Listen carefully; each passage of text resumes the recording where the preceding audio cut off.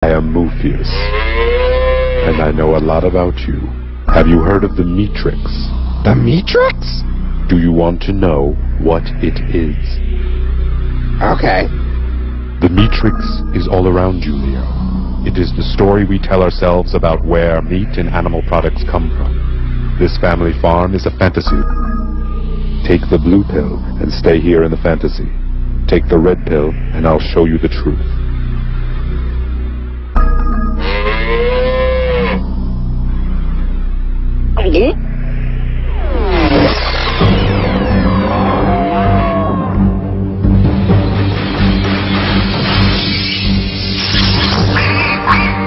Welcome to the real world.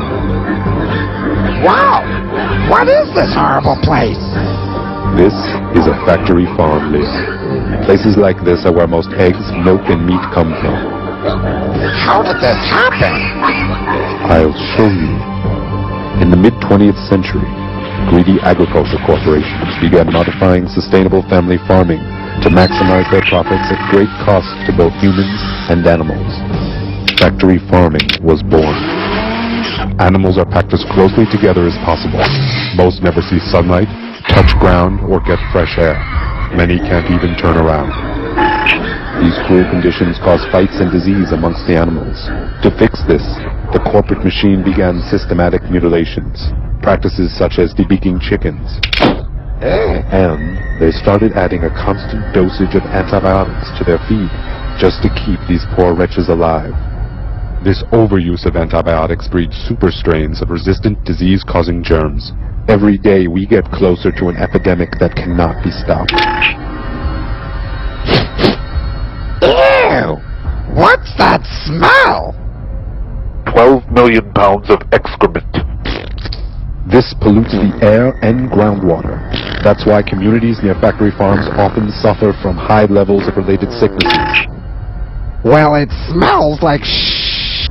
And what's more, factory farming corporations have been destroying communities and mistreating their workers for decades. Since 1950, over 2 million small hog farms have disappeared.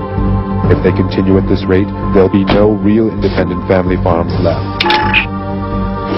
That is the Matrix, Leo. The lie we tell ourselves about where our food comes from. But it's not too late. There is a resistance. Count me in!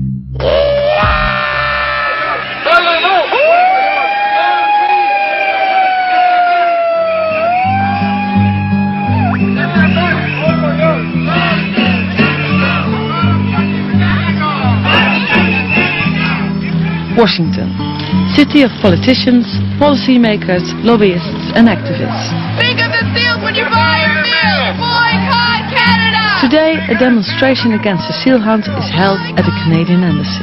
Think of the seals when you buy your meals! Boycott Canada! This demonstration was organized by the Humane Society of the United States, America's largest animal welfare organization with 10 million members. This seal kills! This seal kills! 30 minutes later, I have an appointment on Capitol Hill with Wayne Pachel, the president of the Humane Society. Hi. Hello there. Hello Hi. there. Welcome to the United States. Welcome to Washington, our nation's capital. Thank you. And we're so proud of what you've accomplished in Holland with your election. We all took note last November of how you were elected, and you're the first party for the animals in the world to achieve this. True. So thank you. And we look forward to learning about what you've done. Oh, okay, it's so nice to meet you finally. You're the biggest organization on animal welfare. Yes, we are. We have 10 million supporters here in the United States in terms of paying supporters. Yeah. And then, of course, we have millions more who believe in what we're doing, and we're here to organize that sentiment to achieve political reforms for animals, among doing other things. We try to pressure corporations to do the right thing, and we educate the public, and we do hands-on care of animals as well. But the political work here in Congress is very important. Hi. You guys quit. 1, 2. Factory farming is the biggest abuse of all, because in the United States alone there are 10 billion animals raised for food. It's an extraordinary number, and the average American eats 80 or 85 animals per year. And we want to see that number reduced, and we want to see the animals out of these terrible confinement systems. Why do you think Al Gore didn't mention factory farming? You know, I think that he probably thought that he was giving a lot of information already to people with an inconvenient truth, and maybe he thought people would shut down if it affected them too personally. Because it gets very personal when you're talking about eating animals and you're talking about something that is part of the American diet. He thought, oh, well, this is going too far. But the public is slowly waking up. I do not believe that we can have a good situation for animals or the environment if we continue to eat as much meat as we are eating.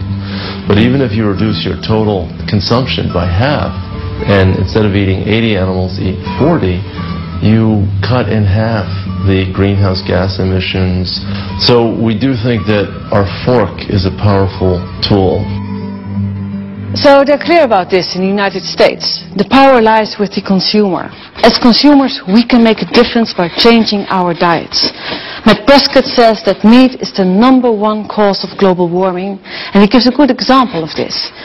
If every American ate no chicken for just 1 day a week, then this would reduce just as much pollution as taking 500,000 cars off the road.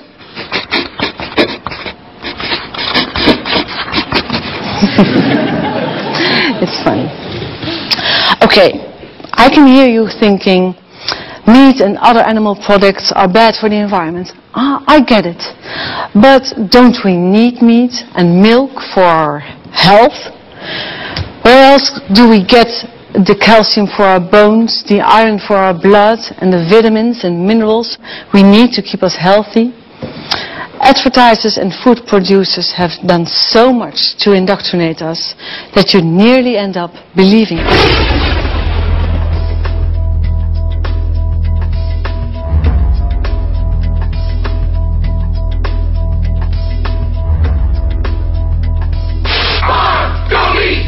Pints of lamb are only $1.99 a kilo.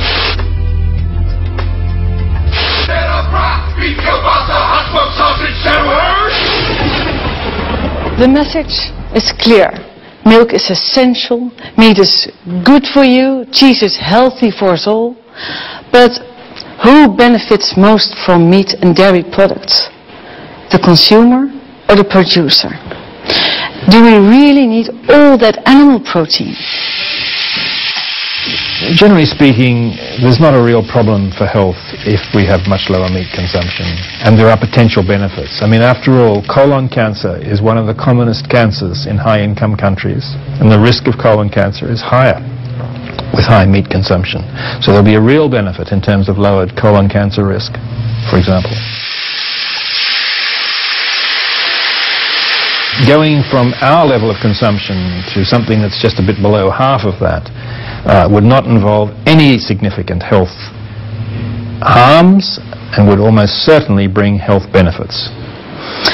As you probably already guessed, I'm a vegetarian. I actually used to like eating meat quite a lot.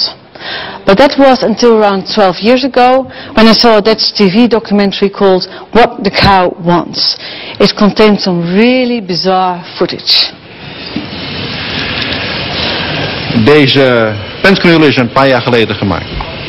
En daar kunnen koeien heel lang mee blijven leven. Soms wel meer dan 10 jaar. Dat is een gat met een diameter van een 10 centimeter. Daarin zit een siliconen ring met erin geklemd een deksel. Als ik nu druk, dan moet het mogelijk zijn om deze deksel naar binnen te drukken. Nu is die open.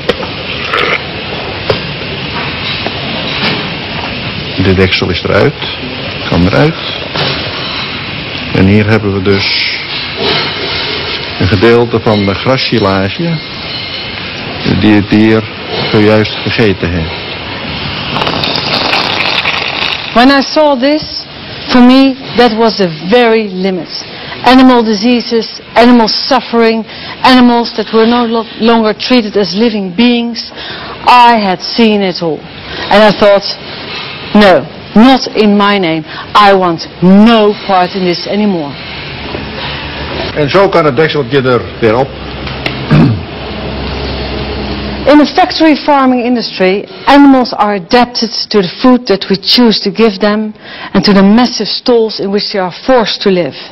They are mutilated, they are given antibiotics to stop them getting sick. Pigs are now sometimes even given anti-stress pills to help them cope with their unnatural living conditions. Yet the fact that it turns out that livestock makes an enormous contribution to greenhouse gas emissions by belching, farting and defecating doesn't necessarily mean that we'll start keeping fewer cows, pigs and chickens. No, the industry will simply dream up something new. Would you believe it? They now even make fist-sized pills to stop cows from farting so much. But you know, consumer resistance against factory farming is steadily growing due to the increasing awareness of animal suffering that it entails. And sometimes you come across people from an entire different background who surprise you. It was in America that I met a man who is known as the Mad Cowboy. He was a factory farmer who got out of the livestock industry and went vegetarian around the time of the mad cow disease crisis in Europe.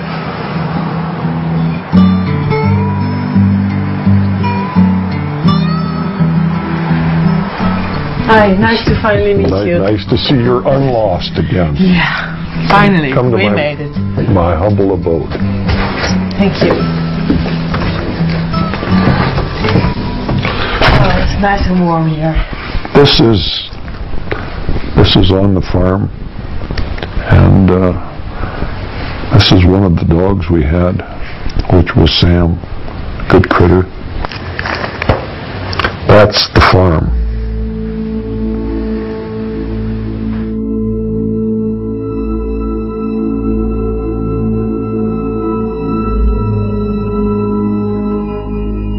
I'm a fourth-generation farmer, rancher, feedlot operator from Montana.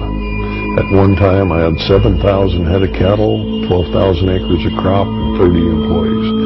I spent 45 years of my life in production agriculture. Not something I learned from a book. I learned it by doing it. I was a factory farmer, the worst of all. Not a family farmer, but a factory farmer. Never met a chemical I didn't like. We'd actually grind up animals and feed them back to our animals. Had all of the bad habits. What are you doing here? Branding. Oh. See there? I've branded hundreds of thousands of animals. It's still allowed? It's still allowed in America? Absolutely. 1979, I ended up paralyzed from the waist down. Doctor told me I had a tumor on my spinal cord. He said if that tumor is on the inside of the cord, you have less than 1 chance in a million you will ever walk again.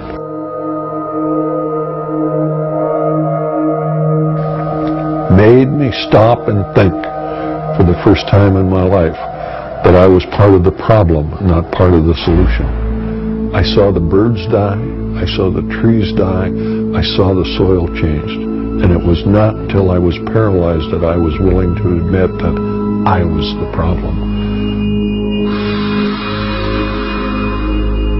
I ended up with a 1 in a million operation. I walked out of the hospital with a 1 in a million operation, but I walked out a much different individual than I walked in.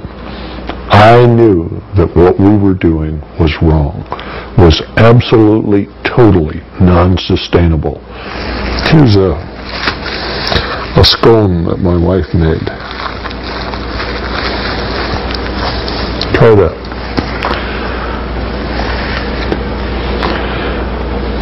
Vegan. Everything in the house is vegan. Yeah. There's no animal products in anything that we have here. Oh, and it tastes good.